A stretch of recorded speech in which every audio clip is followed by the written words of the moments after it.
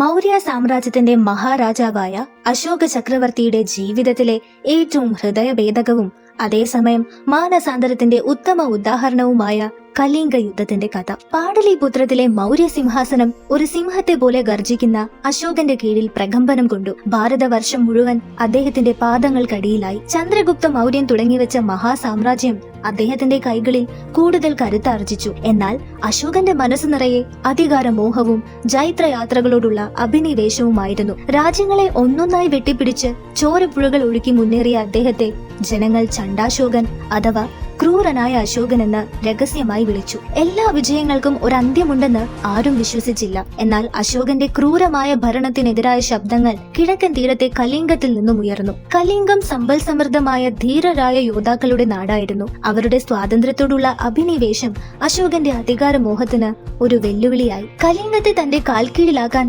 ചണ്ടാശോകൻ തീരുമാനിച്ചു. പടഹങ്ങൾ മുഴങ്ങി സൈന്യങ്ങൾ കലിംഗത്തിലേക്ക് ഇരച്ചെത്തി. ഇരുപക്ഷവും ധീരമായി പോരാടി. യുദ്ധക്കളം ആയിരക്കണക്കിന് രക്തസാക്ഷികളുടെ നിലവിളിയാലും അലർച്ചകളാലും നിറഞ്ഞു. വാളുകൾ കൂട്ടിമുട്ടുന്ന ശബ്ദവും കുതിരകളുടെ കുളമ്പടി ശബ്ദവും ആനകളുടെ ചിഹ്നം വിളികളും ആകാശത്തെ പൊതിഞ്ഞു. ഒടുവിൽ കലിംഗം അശോകന് മുന്നിൽ വീണു. അതൊരു മഹാവിജയമായിരുന്നു. പക്ഷെ ആ വിജയം അശോകന്റെ മനസ്സിനെ ആഴത്തിൽ മുറിവേൽപ്പിച്ചു. യുദ്ധം കഴിഞ്ഞപ്പോൾ വിജയത്തിന്റെ പകിട്ടോടുകൂടി അശോകൻ യുദ്ധഭൂമിയിലൂടെ നടന്നു. എവിടെ നോക്കിയാലും ചോരയുടെ ചുവപ്പും ശവങ്ങളുടെ ദുർഗന്ധവും മാത്രം. ആർത്തനാദം മുഴക്കി കരയുന്ന അമ്മമാരും അനാഥരായ കുട്ടികളും വിധവകളും. അശോകന്റെ കണ്ണുകൾക്ക് മുന്നിൽ തന്റെ സൈന്യം പിടികൂടി കൊണ്ടുപോയ 1.5 ലക്ഷം തടവുകാരും മരിച്ചു വീണ 1 ലക്ഷം യോദ്ധാക്കളും ഒരു നേരത്തെ ഓർമ്മയായി കടന്നുപോയി. താൻ വരുത്തിവെച്ച ഈ മഹാവിപത്ത് അദ്ദേഹത്തിന്റെ ഉറക്കം കെടുത്തി. ഞാൻ നേടിയ ഈ വിജയം എന്തിനു വേണ്ടി? ലക്ഷക്കണക്കിന് ആളുകളുടെ കണ്ണീരിനും രക്തത്തിനും മേലെയാണോ എന്റെ സിംഹാസനം സ്ഥാപിച്ചിരിക്കുന്നത്? അശോകന്റെ മനസ്സിൽ ചോദ്യങ്ങൾ ഉയർന്നു. ക്രൂരനായ ചണ്ടാശോകന്റെ മനസ്സ് വേദന കൊണ്ട് വിങ്ങി. യുദ്ധം അദ്ദേഹത്തിന്റെ ശരീരത്തെ കീഴടക്കിയെങ്കിലും മനസ്സിനെ കീഴടക്കാനായില്ല. അധികാരത്തിന്റെ ആർത്തിയിൽ താൻ കാട്ടിക്കൂട്ടിയ ക്രൂരതകൾ അദ്ദേഹത്തെ ദുഃഖത്തിലാഴ്ത്തി. ആ രക്തപ്പുഴയിൽ അശോകന്റെ അധികാരമോഹം മുങ്ങിച്ചത്തു. ദുഃഖത്തിൽ മുഴുകിക്കഴിഞ്ഞ അശോകന്റെ അടുത്തേക്ക് ബുദ്ധമത സന്യാസിയായ ഉപഗുപ്തനെത്തി. അദ്ദേഹത്തിന്റെ ശാന്തമായ മുഖവും കരുണ നിറഞ്ഞ വാക്കുകളും അശോകനെ ആകർഷിച്ചു. ഉപഗുപ്തൻ ബുദ്ധന്റെ ധർമ്മത്തെക്കുറിച്ച് അശോകനോട് സംസാരിച്ചു. അഹിംസയുടെയും കരുണയുടെയും സമാധാനത്തിന്റെയും പാത. അശോകന്റെ ജീവിതത്തിൽ അതുവരെ ഉണ്ടായിരുന്ന കറുപ്പും വെളുപ്പും മാറി നിറങ്ങളുള്ള പുതിയ ലോകം പിറന്നു. അദ്ദേഹം ബുദ്ധമതത്തിൽ അഭയം തേടി. ഭേരിഘോഷം എന്നതിനെ ധർമ്മഘോഷം എന്ന് മാറ്റി.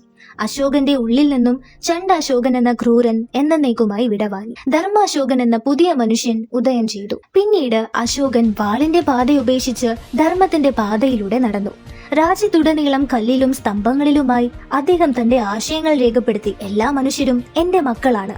ഈ ലോകത്തിനും അടുത്ത ലോകത്തിലും എന്റെ മക്കൾക്ക് സന്തോഷവും ക്ഷേമവും വേണമെന്ന് ഞാൻ ആഗ്രഹിക്കുന്നു. അതെന്റെ എല്ലാ പ്രജകൾക്കും വേണമെന്ന് അദ്ദേഹം പ്രഖ്യാപിച്ചു. അദ്ദേഹം ജനങ്ങൾക്ക് വേണ്ടി ആശുപത്രികൾ പണിതു. വഴി നീളെ തണൽ മരങ്ങൾ നട്ടു.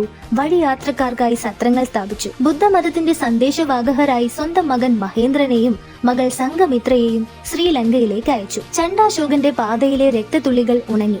അതിന്റെ സ്ഥാനത്ത് ധർമാശോകന്റെ കാരുണ്യത്തിന്റെ പൂക്കൾ വിരിഞ്ഞു. അഹിംസയെയും സ്നേഹത്തെയും ഭരണത്തിന്റെ നയമായി സ്വീകരിച്ച ആ മഹാനായ ചക്രവർത്തിയുടെ ഓർമ്മകൾ ഇന്നും നിലനിൽക്കുന്നു.